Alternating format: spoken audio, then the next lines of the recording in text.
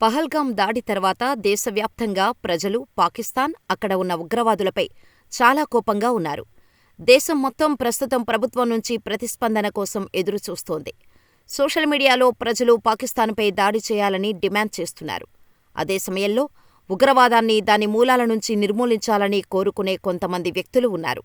ఇంతలో భారతదేశపు ప్రమాదకరమైన గ్యాంగ్స్టర్ లారెన్స్ బిష్నోయ్ ముఠా కూడా పాకిస్తాన్ను బెదిరించింది.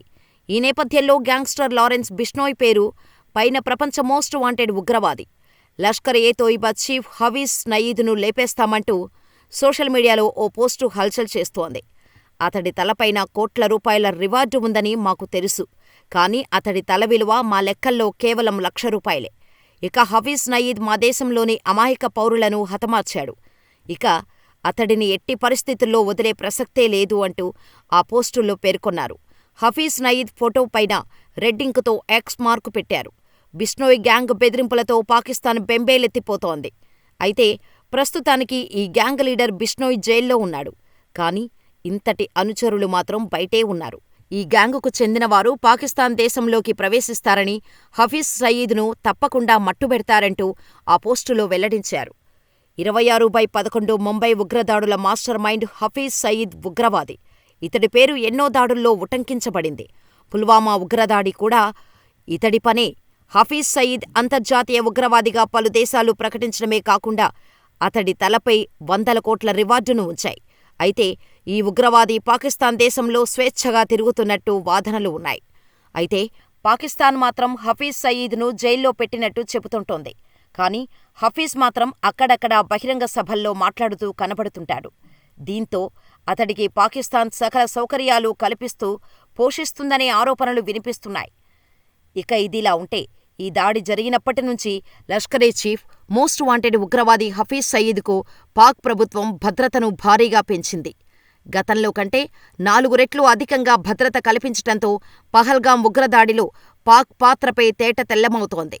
ఉగ్రదాడికి హఫీజ్ సయీద్కు సంబంధం ఉందనే కోణంలో భారత నిఘా వర్గాలు దృష్టి సారించాయి. పహల్గాం దాడికి ప్రతీకారంగా సింధు నదీ జలాల ఒప్పందాన్ని భారత్ రద్దు చేస్తే, నీళ్లు ఆపేస్తే మీ శ్వాస ఆపేస్తామని హఫీజ్ బెదిరింపులకు దిగాడు. లష్కర్-ఏ-తోయిబా చీఫ్ హఫీజ్ సయీద్ లాహోర్లోని రద్దీగా ఉండే ప్రాంతంలో నివసిస్తున్నాడు. అతడి ఇంటి చుట్టూ పాక్ ఆర్మీ, ఐఎస్ఐ, లష్కరే ముఠా నిరంతరం కాపలా కాస్తున్నాయి. అతడి కదలికలను డ్రోన్ల ద్వారా ఎప్పటికప్పుడు పర్యవేక్షిస్తున్నారు. అంతేకాదు, ఇంటి చుట్టూ 4 కిలోమీటర్ల పరిధిలోని సీసీటీవీ కెమెరాలను ఏర్పాటు చేసినట్టు ఈ మేరకు జాతీయ మీడియాలో కథనాలు వెలువడుతున్నాయి. సామాన్య ప్రజలెవరినీ హఫీజ్ సయీద్ ఇంటి దగ్గరకు అనుమతించటం లేదు. ఆర్మీకి చెందిన డ్రోన్లు తప్ప ఇతర డ్రోన్లను ఆ ప్రాంతంలో నిషేధించారు. పహల్గాం దాడికి ది రెసిస్టెంట్ ఫ్రంట్ ముష్కరులు ఉన్నట్టు చెబుతున్నా దీని వెనుక హఫీజ్ సయీద్ ఉన్నాడని భారత నిఘా వర్గాలు అనుమానిస్తున్నాయి. అందుకే అతడికి పాక్ ప్రభుత్వం భద్రత పెంచింది. కోవర్ట్ ఆపరేషన్ ద్వారా హఫీజ్కు స్కెచ్ వేసినట్టు తెలుస్తోంది. ఇటీవల సయీద్ అనుచరుడు అబూ ఖతార్ను పాకులో కాల్చి చంపిన విషయం తెలిసిందే. అనుచరుడికి పట్టిన గతే హఫీజ్ సయీద్కు పడుతుందని నిపుణులు హెచ్చరించారు. గతంలో అల్-ఖైదా ఉగ్రవాద సంస్థ అధినేత ఒసామా బిన్ లాడెన్ పాక్లోని అబొట్టాబాదులో జనావాసాలకు దూరంగా ఉన్న రహస్య ప్రాంతంలో తలదాచుకున్నాడు. మసూద్ అజార్ వంటి ఉగ్రనేతలు బౌహల్పూర్ పర్వతాల్లో దాక్కున్నారు. కానీ హఫీజ్ సయీద్ మాత్రం జనాల మధ్య ఉంటున్నాడు.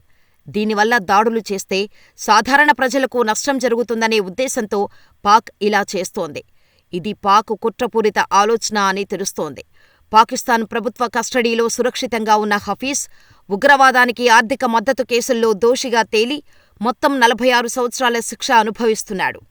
2022 ఏప్రిల్ 7న వెలువడిన కోర్టు ఉత్తర్వుల ప్రకారం అతడికి 2 కేసుల్లో 31 ఏళ్ల శిక్ష ఖరారైంది. దీనికి అదనంగా 2020లో సమానమైన ఆరోపణలపై మరో 15 సంవత్సరాల శిక్ష విధించారు. ఈ శిక్షలు అన్నీ ఒకేసారి అమలులోకి వస్తాయి. ఈ క్రమంలో లారెన్స్ గ్యాంగ్ నుండి ఈ బెదిరింపులు రావటంతో ఏం జరగబోతుందనే ఉత్కంఠ అందరిలోనూ మొదలైంది. చూడాలి మరి ఏం జరగబోతుందా అని.